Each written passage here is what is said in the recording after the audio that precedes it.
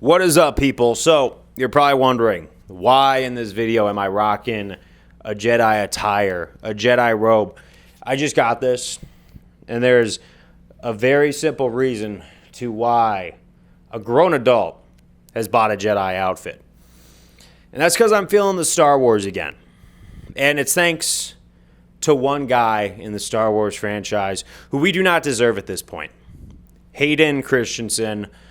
Because recently, Revenge of the Sith had made a return to theaters, and it was like second in the box office, only to Sinners, I think it was. I don't know how accurate that is.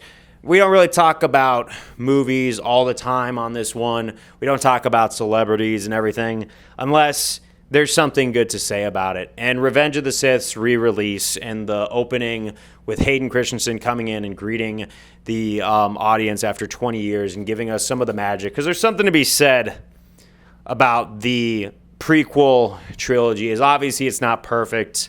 Obviously it could have been written better. Obviously Attack of the Clones was pretty cringy for a love story, and that's where Hayden Christensen was settling into the role of Anakin Skywalker.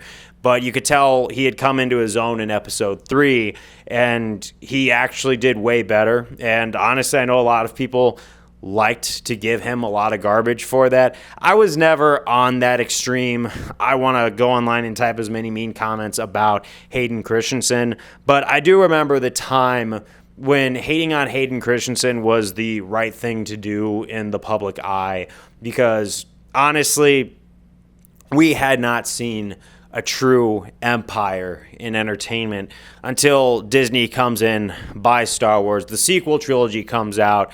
And then, at least when it came to the prequel trilogy, George Lucas didn't call us toxic for criticizing it, for pointing out the flaws in it. In fact, he just kind of took it for what it was. He released the product, and if we liked it, we liked it, and if we didn't, we didn't. But then Disney comes in, and the current state of Hollywood and actors and everything like that, this looking down on the average person, trying to lecture us, tell us how we should think, how we should live our lives, etc. And I think just overall census, regardless of your political affiliation, regardless of your religious affiliation, I think the common people are looking at actors and celebrities like, okay, come on, bro.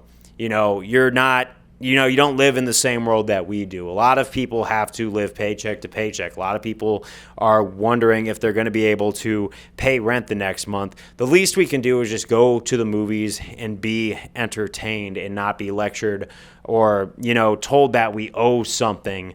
When a lot of people do work actual jobs that really do make a difference. In fact, a lot of celebrities and everything, they don't really realize that without the backbone, the blue-collar workers, even the white-collar workers, that they can't really do their jobs. It's the whole reason that they have this utopia that they can live in is because the everyday working person makes it possible.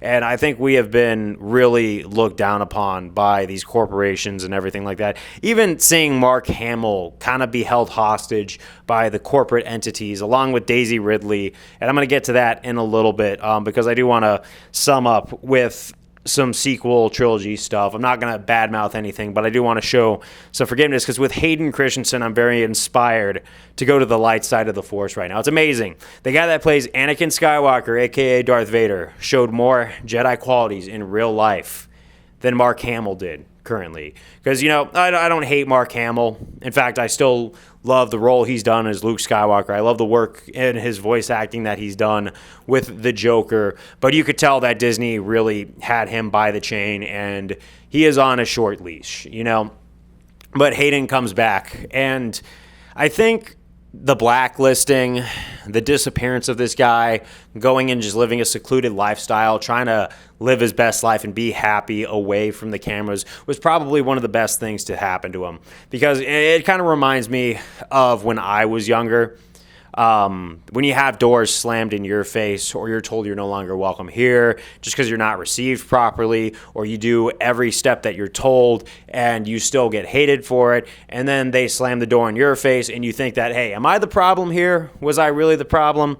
But then later you realize that the door that they slammed in your face was to a house or a castle that was built on a poor foundation and was doomed to crumble. And especially with the current state of Star Wars, the fan base is divided. Now, there's some people who do want to like everything that Star Wars comes off. I like some of the stuff that Disney Star Wars has done. I've tried to take the moments of each series with what it is, especially when it comes to current new canon. Like the bleeding of lightsaber crystals is one of the coolest concepts I think I've seen.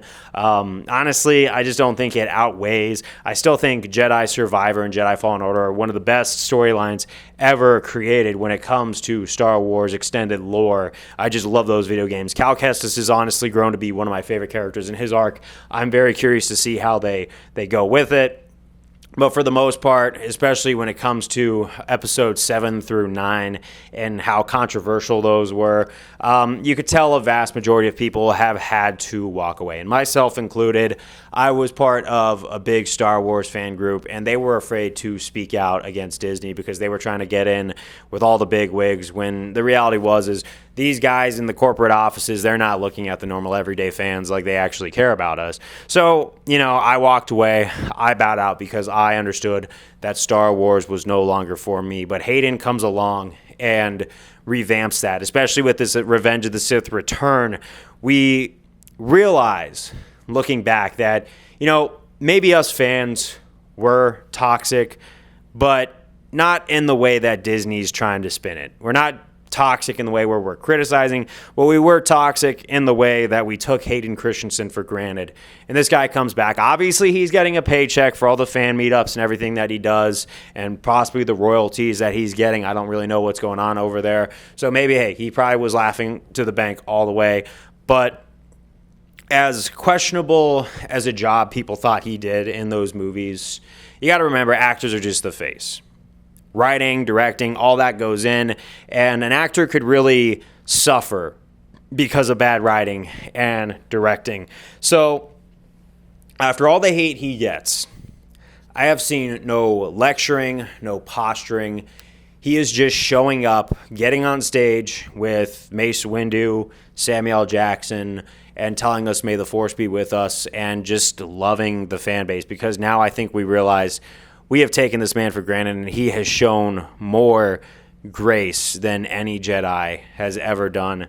And to see a class act and an actor like this who should have a massive chip on his shoulder, it is saying something.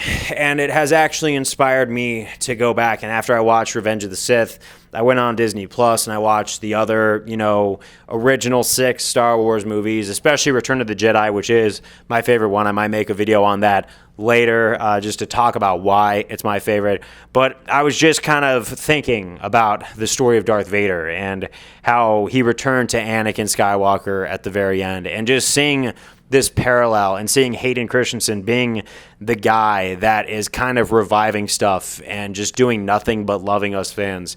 I got to say, man, he is a class act, because we did not know what a true empire was until the bigwigs took over, and, we were kind of like, Hayden, come back. Ewan, come back. And you know what? They did. And I could just do nothing but thank this guy for revamping my hope, obviously, in the Star Wars lore, and making me realize that once again, Star Wars is and has always been for all of us. And you know what? It's just great. But now that we have seen this forgiveness and grace from Hayden Christensen, I want to leave on a note, because how I talked about actors and all that stuff. Now, although I don't agree with Disney backlashing at the fans for not liking the sequel trilogy, I also don't agree with a lot of the hate that Daisy Ridley and even Kelly Marie Tran, the actress who played Rose Tinko in Episode 8, that a lot of people love to hate, because I didn't condone people going and harassing them. Because the thing with Hayden, Daisy, and Kelly, the thing that all 3 of those guys have in common is that they are young actors who got invited to take part in one of the biggest franchises ever. If you were in those shoes and you were a career actor, would you not take that? Would you not be going in head first, hoping that the writers, directors, etc. do a good job and they make you look good, but you also drop the ball and then you're harassed because of your dream and all that stuff? It just is one of those things. So, you know what? Maybe when the corporate chokehold that I see when I watch those Daisy Ridley interviews when she's asked about The Last Jedi and the controversy behind it, you could tell she seems a little uncomfortable. And honestly, I don't know where Kelly Marie Tran is, but I'm honestly on her team because I don't blame her for taking that role at all. I just think that she was in the wrong place at the wrong time. And I get it. Fans online can be vicious. People who are hiding behind screens and keyboards can be very brutal. And sometimes even me, I read some stuff where I just have to brush it off my shoulder and take it with a grain of salt. And I'm pretty sure she was pretty class act about it too. But maybe in the future, just because I have seen the Jedi way be opened up by Hayden Christensen, that maybe, even though there's a lot more to criticize about the sequel trilogy than the prequel trilogy, let us say that maybe we can welcome Daisy Ridley and Kelly Marie Tran back into the good graces and have them service the fans one more time. Have them, be celebrated in a way, because all of that writing and just subplots that a lot of people thought were unnecessary and just the plot points they went with, those weren't necessarily their fault. They weren't writing in the script or anything like that. But I really do think that we can extend the same grace to them that Hayden has extended to us. But that is what I got to say. And I also do want to say that, the Jedi are coming back. The dark times of the Star Wars empire. It's time to restore the true Republic and have a return of the Jedi. And let me tell you, I'm feeling it. Thanks to the return of Revenge of the Sith, thanks to the return of Hayden Christensen, thanks to all of this stuff that I feel very positive and I want to pay forward over all this stuff. But we'll see where this goes. But I think it's safe to say that the Empire is falling and the Jedi are once again coming back. So, and again, all thanks to the recent year that Star Wars has had, and it has been a good one. And you know what? The choreography in that last Mustafar fight in Episode 3 was next level. Also, Hayden Christensen, thank you for memorizing all those moves. That must not have been easy. But I do want to stop yammering. I just want to leave this appreciation out there and extend this gratitude. But now that I'm back in my Jedi attire and I feel the Force again, I will say, may the Force be with all of you. And time for appreciation for Star Wars to come back. Peace out, and may the Force be with you.